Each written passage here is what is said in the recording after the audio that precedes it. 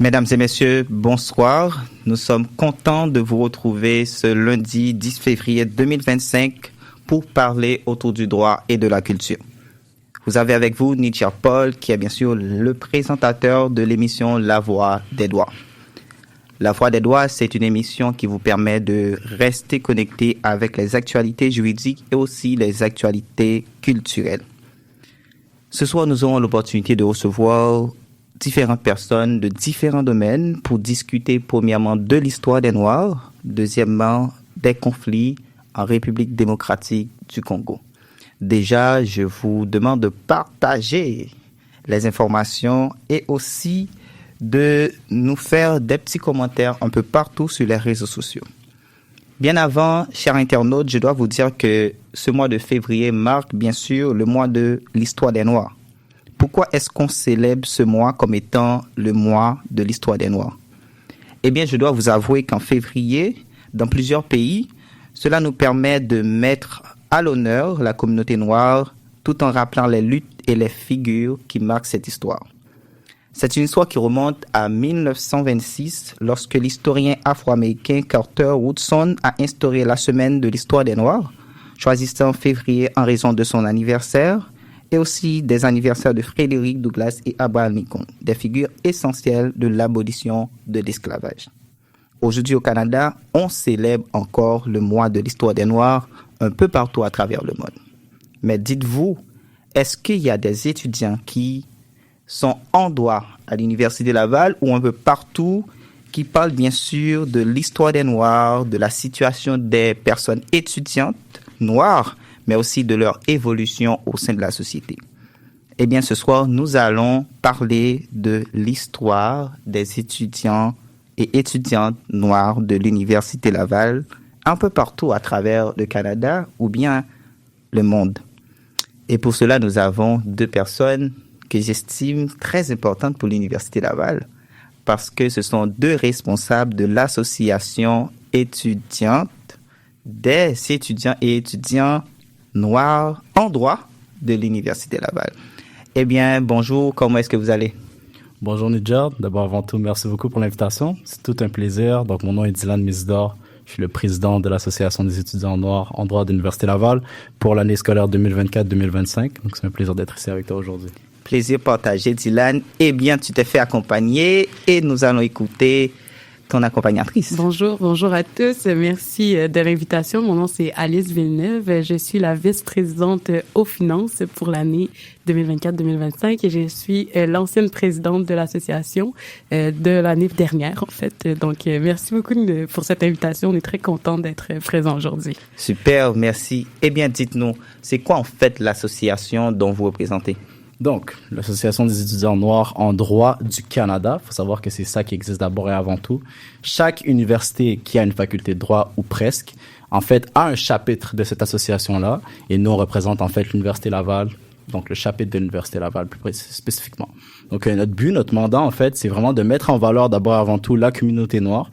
Comme on le sait, on est très, très sous-représenté dans le domaine juridique. Donc, c'est quand même essentiel que dès le baccalauréat, on ait des gens qui soient là pour un peu mettre en valeur ces personnes-là qui vraiment essaient de faire leur place dans un domaine qui est très, très marginalisé. Donc, toutes les personnes qui sont de culture extérieure, qui sont de communautés externes, c'est très difficile pour eux de se voir dans les domaines qui sont très, très, en fait, élitistes, on va dire. Donc, c'est plus difficile pour ces personnes-là. Donc, c'est important d'avoir un groupe comme nous qui les représente, qui défendent leurs intérêts, mais également qui puisse créer un sentiment d'appartenance.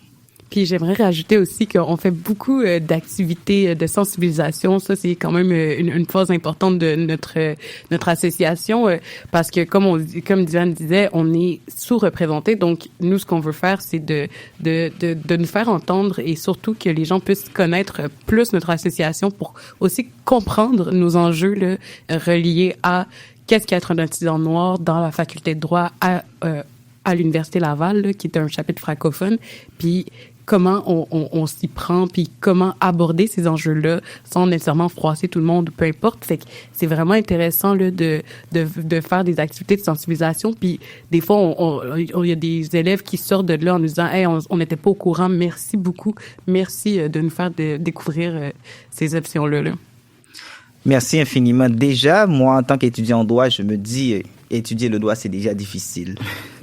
Il y a tellement de péripéties. C'est vrai. Donc, être étudiant noir en droit, c'est encore une autre difficulté. Donc, maintenant, je me demande est-ce que vous avez des activités que vous faites hebdomadairement ou bien par mois ou bien c'est un calendrier annuel comme l'Université Laval que vous faites vos événements? On y va un peu, ça dépend parce que je pense qu'on y va plus par phase c'est plus quand c'est plus mouvementé ou quand c'est moins mouvementé. Par exemple, là, on a eu la période au début d'année, on a fait beaucoup d'activités. Là, le mois de l'histoire des Noirs aussi, c'était important pour nous qu'on fasse énormément d'activités. Là, ça va être plus tranquille un peu pour les mois à venir. Là, on va avoir quelques autres activités qui s'en viennent, mais on sait pas céduler nécessairement une fois par semaine. Il faut qu'on fasse une activité nécessairement. C'est vraiment, ça dépendait aussi de la période des examens de mi-session, examens finaux, etc. Là. Exact. Si je peux rajouter par rapport à ça, en fait, ce qui est important, ce qu'il faut savoir d'abord avant tout, c'est que nous, le chapitre de l'Université Laval a été fondé en 2022. Donc, c'est quand même assez récent. Donc, l'enjeu qui avait été très, très important pour nous l'année passée et l'année d'avant aussi, c'est qu'il n'y a pas beaucoup de gens dans la faculté qui étaient au courant de l'existence de notre chapitre. Donc, on a dû se faire un nom à travers des activités, etc. Et l'an passé, on a dû vraiment se concentrer sur le recrutement. Donc, Alice et moi, on était les deux seuls membres au début de l'association pour l'année 2023-2024. Donc, on a passé l'année à recruter, en fait. Fait qu'on a fait un peu moins d'événements à cause de ça. Notre but, c'était de recruter. Cette année, l'objectif, c'était plus, d'abord avant tout, de nous faire connaître. Donc, pour se faire connaître, à travers ça, il faut collaborer avec d'autres associations. Donc, être au courant de ce qui se passe avec l'AED, avec les autres chapitres, etc. Mais également de faire des activités qui vont impacter les gens. Donc, nous, une des valeurs qu'on a ici, c'est de pas vraiment y aller avec la quantité d'événements nécessairement, mais vraiment d'impacter les gens avec chacun des événements qu'on va faire pour que les gens puissent vraiment s'associer à notre association et puissent vraiment vouloir participer aux prochains événements qu'on va mettre en place dans les prochaines années. Intéressant. Déjà, vous avez fait un nom parce que moi, j'estime essentiel de regarder à travers les réseaux sociaux comment est-ce que votre association organise des événements. Mais vous parlez d'impact. C'est comment est-ce que les autres reçoivent les événements que vous faites? Est-ce qu'il y a du monde dans vos événements? Est-ce qu'ils en demandent au jour le jour? C'est comment ça se passe? Exactement. Donc, c'est une bonne question que tu nous poses, Nidjar, parce que justement, à chacun de nos événements cette année, ça a été un franc succès, parce que l'année passée, ça a été très compliqué. Donc, Alice et moi, on peut tous les deux en témoigner. On a commencé l'année avec un événement avec une avocate qui venait du Saguenay, et on n'avait pas plus de 15 personnes à l'événement. Mais les 15 personnes ont adoré. C'est Par ça. contre, là, ils ont adoré. Ils nous ont toutes remercié de l'avoir invité. Donc, je pense que ça aussi, ça a été quand même intéressant, là, que on a quand même la difficulté à aller chercher les gens, mais tous les gens qui sont venus, je pense qu'ils sont revenus cette année pour nos événements, là. Donc, on était quand même contents là-dessus. Ouais, ils ont apprécié. Puis cette année, justement, on a fait un gros bond vers l'avant. Donc, par exemple, pour la conférence sur le profilage racial qu'on a organisée avec Maître Fernando Belton de Montréal, on a eu plus de 60 personnes qui étaient inscrites et qui se sont présentées à la conférence. Donc, à chacun de nos événements, on a eu environ entre 50 et 60 personnes à chaque fois. Donc, cette année, je pense qu'on a réussi à faire un nom pour l'association à l'Université Laval. Donc, les années à venir, ça va être dans le fond, de prendre ce début-là qu'on a fait pour ensuite impacter les gens de plus en plus avec le temps. Et pour revenir à ce que tu disais sur l'impact Niger, justement, chacun des étudiants qui sont venus à nos différents événements nous ont écrit personnellement ou nous ont parlé, des amis que nous avons dans le baccalauréat, nous ont parlé pour nous dire à quel point nos événements étaient différents de la norme. Donc, si on regarde la plupart des événements auxquels on peut prendre part, les midis surtout, ça va surtout tourner autour de la course au stage, des différents domaines de droit, etc. Ça va pas nécessairement être des trucs qui sont culturels ou vraiment des valeurs sociales. Mais nous, dans l'association, on se concentre aussi sur ce genre d'événements-là. Par exemple, la conférence sur le profilage racial, justement, ou la conférence sur les biais inconscients qu'on a mis en place en début février exactement. Donc, ça a été des événements qui ont impacté les gens, puis on a eu des bons commentaires par rapport à ça. Intéressant. Et je peux dire que j'ai été l'un des témoins parce que j'ai assisté à l'un des événements. C'était sur l'immigration, je crois. Ah, voilà. Exactement. Et je me dis, en fait, quand tu parles de l'aspect culturel, je me demande, est-ce qu'en réalité, c'est pas un problème d'éducation au niveau des écoles et des universités? Et là, je vous pose cette question, c'est comment vous pensez que vous, en tant qu'étudiant noir, que l'histoire des Noirs est-elle enseignée aujourd'hui dans les écoles et universités? Ben, moi, je vais y aller comme ça. J'ai grandi dans une région quand même plutôt éloignée au Saguenay, donc l'histoire des Noirs n'est pas racontée peut-être de la même façon que j'aimerais que ça soit raconté. Tu sais, je vais être honnête avec vous. Pendant longtemps, l'histoire des Noirs était un peu racontée comme les personnes noires, on est victimes quasiment d'un destin. C'était presque qu'on était prédestinés à rester victimes de l'esclavage, par exemple. Donc, pour moi, ça a été longtemps ça et je voyais pas la possibilité d'être d'autre chose qu'un ancêtre de ça. Et j'avais pas beaucoup d'exemples non plus. On n'avait pas beaucoup d'exemples noirs, par exemple dans le domaine du droit, mais dans n'importe quelle sphère, à la télé, j'en voyais pas beaucoup. Tu sais, de plus en plus, mais auparavant, non. Donc, ça faisait en sorte que l'histoire des Noirs, elle est pas racontée de la même façon, je pense, qu'elle devrait l'être. Puis ça, je le vois au quotidien dans le fait que y a certaines personnes qui me disent « Ah, mais je pensais pas que je pouvais être avocate parce que j'avais jamais fait personne d'autre que moi, que toi, aller en droit ou peu importe, mais je savais pas que j'avais cette opportunité-là. Puis on n'a pas d'exemple positif. Ben là, de plus en plus. Je peux pas dire qu'on en a plus. On en a pas, ça serait faux de dire ça. Mais ça a été un sorte d'apprentissage à long terme. Tu sais, depuis les années 2000, je pense qu'on a quand même grandi beaucoup puis ça a évolué, mais je pense que j'ai vécu cette évolution-là, surtout en vivant en région. Là. Ouais, je comprends. Et je pense qu'à un moment donné, si je peux me donner une anecdote, et des fois, on cherche les modèles qui sont proches de nous pour nous permettre de nous reconnecter avec notre histoire et on les voit peut-être très loin parce que moi, c'est dans une série que j'ai vraiment compris l'essence des personnes noires, particulièrement avec Annalise Keating, peut-être que beaucoup de personnes connaissent, et autre série qui parle du domaine juridique. Ça, c'est très important. Mais là, maintenant, le fait que toi, tu as été l'ancienne présidente de ton association et maintenant, nous avons Dylan qui est président. Selon vous, c'est quoi le rôle de votre association dans la valorisation de l'histoire des Noirs? Je pense que c'est ce qui est important dans cette valorisation-là, c'est pas juste ça commence avec nous, ça commence avec les étudiants noirs avant tout, de savoir notre valeur personnelle. Qu'est-ce qu'on vaut en tant qu'étudiant, qu'est-ce qu'on vaut en tant que personne noire, puis qu'est-ce qu'on est capable de faire. Et ensuite de ça, ça va aussi à démontrer. Puis je pense qu'en tant qu'étudiant noir, on a toujours cette envie-là, ben juste en tant qu'étudiant en droit de base, on veut toujours montrer nos capacités, nos compétences.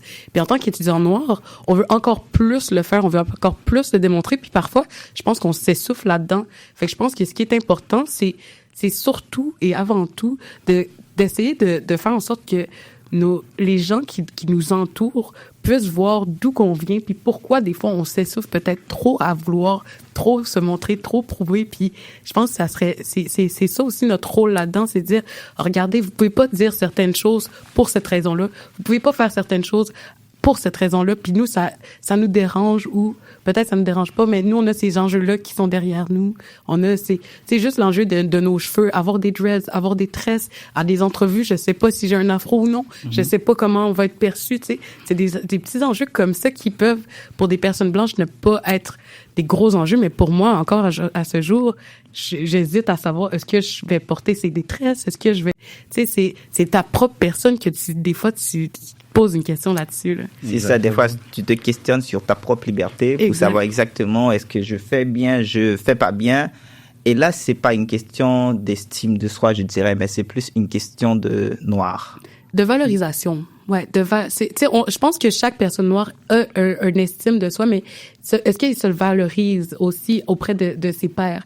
Moi, je pense que c'est ça aussi que on essaie de faire, c'est de la valorisation autant des étudiants noirs, mais de la communauté étudiante aussi. Là, tu sais, c'est tellement important de se valoriser dans ce qu'on fait, puis de démontrer aussi, regardez nos compétences, c'est ça, nos capacités, c'est ça. On est au même niveau que tout le monde, mais on a des enjeux de plus. Mais ça ne veut pas dire que ces enjeux-là vont nous freiner. Là. Exactement. Puis une chose que je pourrais rajouter par rapport à ce qu'Alice dit, c'est que en fait, tout ce que tu vas faire en tant qu'étudiant noir, ça va avoir un impact.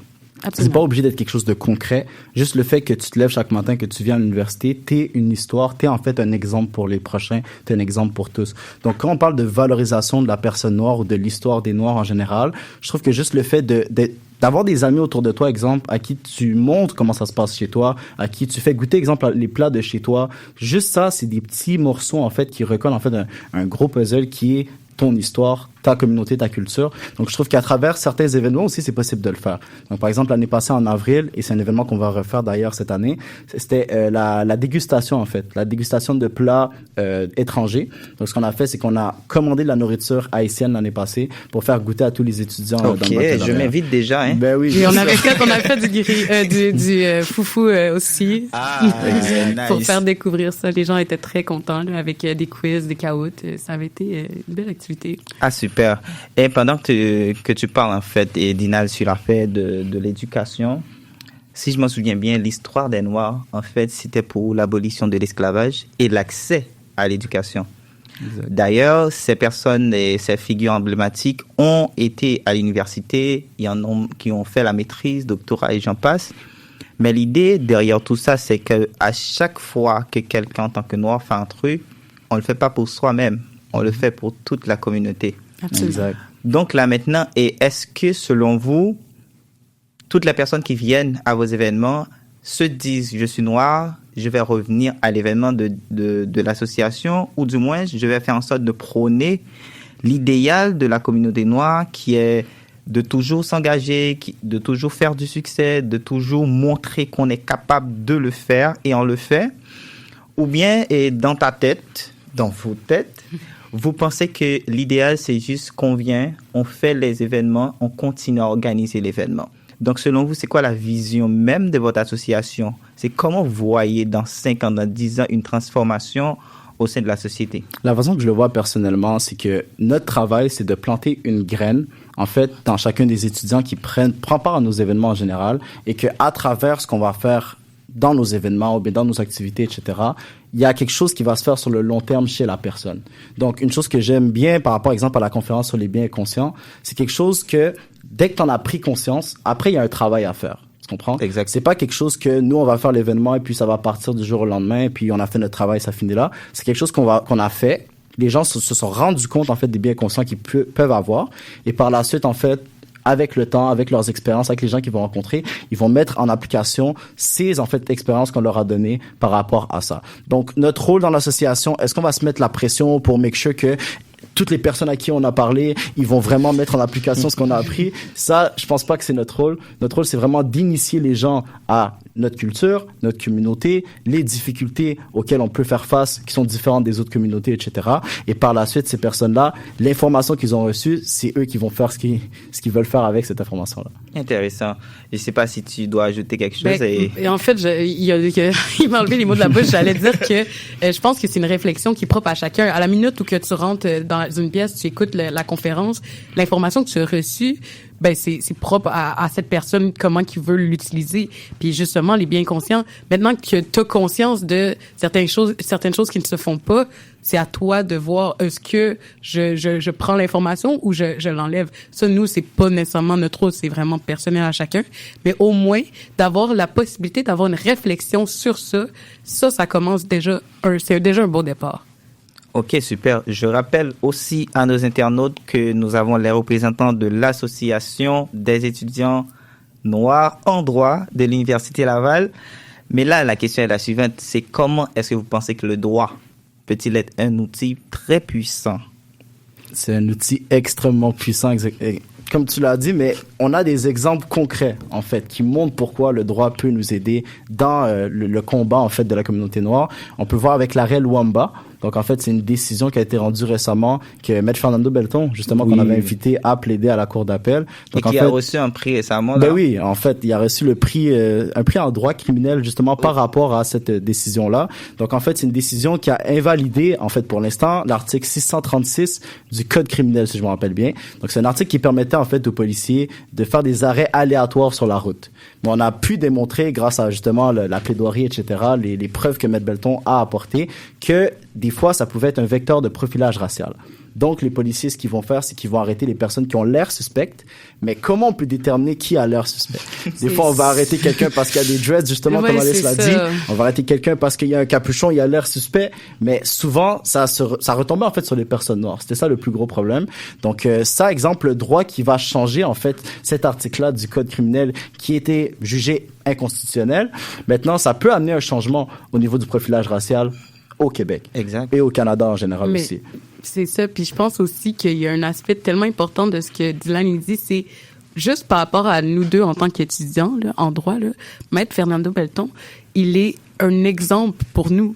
C'est juste, évidemment. moi, il m'inspire. Quand je l'ai rencontré la première fois, il nous a raconté ses anecdotes ou peu importe. Ça m'a inspiré l'année passée quand on a invité à Maître Alimata Diallo pour la pratique du droit en région. Il y a plein d'étudiants qui m'ont dit je savais pas que je pouvais faire ça. Puis ça vient aussi nous inspirer, nous, en tant qu'étudiants en droit, parce que des fois, on n'est pas sûr de ce qu'on fait, puis on n'est peut-être pas certain si ce qu'on fait, c'est la bonne chose. Puis on voit des gens comme Maître Belton qui va à la Cour suprême presque, puis qui change vraiment le droit au complet. Donc, on se dit, on est capable de changer de droit, là. Exact. Pour revenir à ce qu'Alice a dit rapidement, c'est exactement ça. C'est le travail que nos modèles font pour nous montrer que c'est possible de se rendre dans des positions comme ça dans la société. C'est extrêmement important. Et c'est pour ça qu'on trouve que c'est important d'avoir une association comme ça. C'est que ces personnes-là, peut-être qu'on les aurait jamais rencontrées si des associations comme ça n'existaient pas dans les universités. Le fait de voir ces personnes qui sont avant nous et qui sont rendues plus loin maintenant dans leur carrière, ça nous permet de nous dire que nous aussi, en tant que personnes noires, on est capable de faire une différence dans une société. Et je suis très d'accord. Et je m'en souviens une fois, j'ai participé à une école d'été avec l'Institut du Nouveau Monde. C'est simplement parce qu'il y avait une noire. Et je parle de Émilie Nicolas, qui est à Radio-Canada, qui, cette semaine, elle parle beaucoup, elle parle d'actualité, elle parle du Canada, des États-Unis. Mais en fait, c'est parce qu'elle m'avait dit, à cette école d'hiver, que souvent qu'on est noir, dans notre fond intérieur, on se dit qu'on n'a pas assez de capacité pour accomplir un truc. Exact. Pourtant, c'était exactement le questionnement que j'avais à mes débuts à l'Université Laval. Mais quand je l'ai rencontrée, je me dis, mais elle a complètement raison. Pourquoi est-ce que j'ai peur? Pourquoi je ne peux pas m'imposer? Pourtant, c'est dans ma tête. Et je sais que je peux le faire. Donc, l'idée des Noirs, c'est vraiment quelque chose que je pense que nous devons lutter à chaque jour, mais avec l'idée qu'on a aussi le potentiel que toutes les autres personnes ou bien toutes les autres races. Et là, ma question est la suivante. Je sais que vous faites des activités, mais au-delà de tout, vous avez eu des difficultés, des obstacles. Et citez-moi quelques-unes de vos difficultés. La difficulté principale, et ça on l'a vécu ensemble, donc c'est assez clair, c'était le recrutement d'abord et avant tout. Comme on le sait, à l'Université Laval, on est très peu de personnes noires déjà, mais en droit, alors là, c'est très, très grave. Dans les classes de 70 personnes, très souvent, on va être 3-4 maximum. Ouais. Donc, c'est assez difficile. Donc, maintenant, pour recruter en plus à travers ce petit bassin de personnes-là, pour rejoindre une association qui, on va se le dire, ça demande du temps. Avec les études en droit, comme tu l'as dit, Santo Ndier, ça prend du temps aussi. Exact. Donc, c'est pas tout le monde qui peut se permettre, en fait, de s'investir encore dans une association. Donc, maintenant, de trouver les personnes, ça a été notre difficulté principale.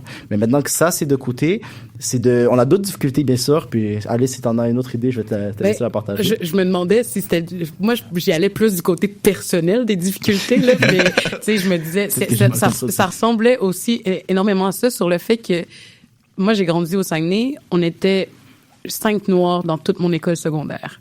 Oh. Donc, moi, des modèles, j'en ai pas eu pendant très longtemps. Mes parents sont blancs, puis je les adore, là.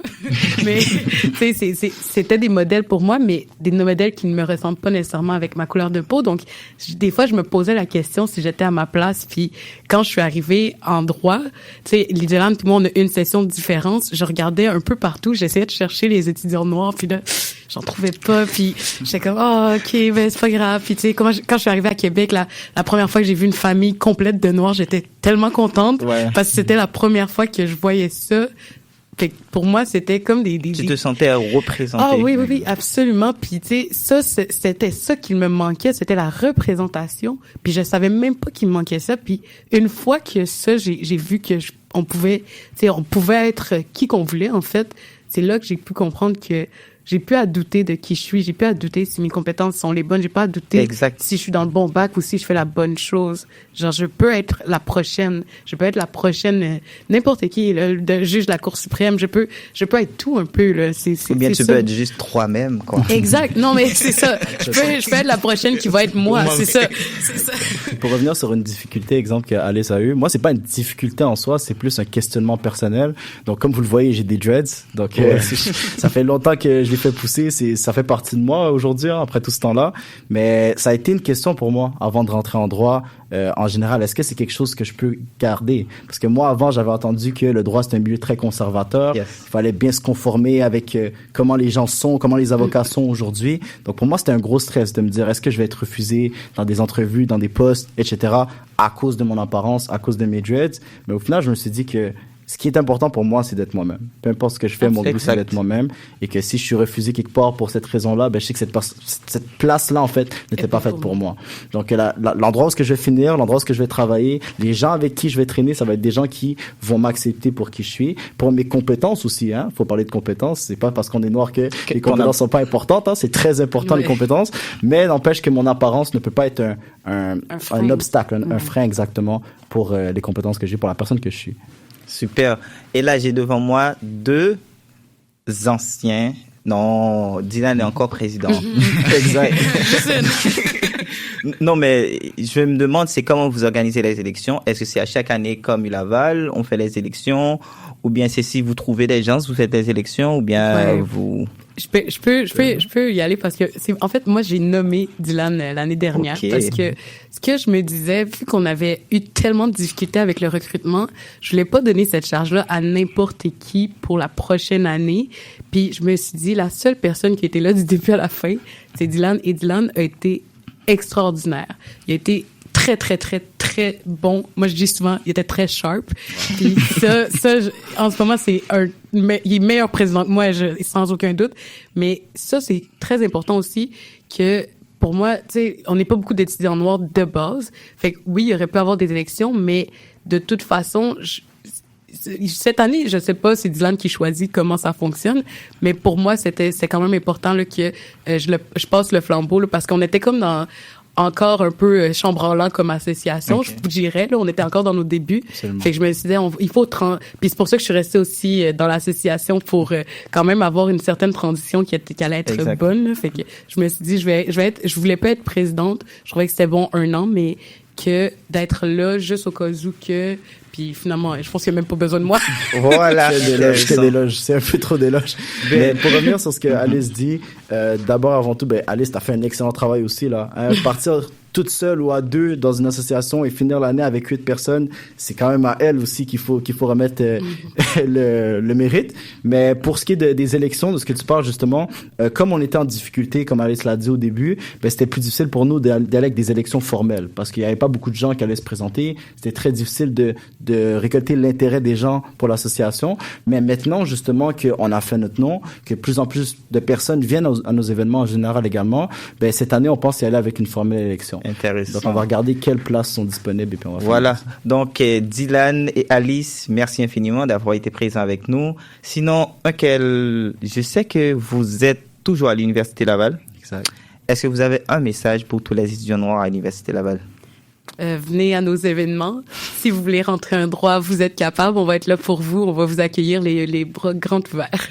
Exact. Puis n'oubliez pas qui vous êtes. C'est très important. Des fois, on se perd dans tout ce qui est l'élitisme, dans tout ce qui est de vouloir avoir des bonnes notes, dans tout ce qui est de vouloir impressionner les gens. Mais l'important, c'est d'être vous-même. Et que si vous avez besoin d'aide, n'hésitez pas à le dire également. C'est très important pour rester bien mentalement. Intéressant.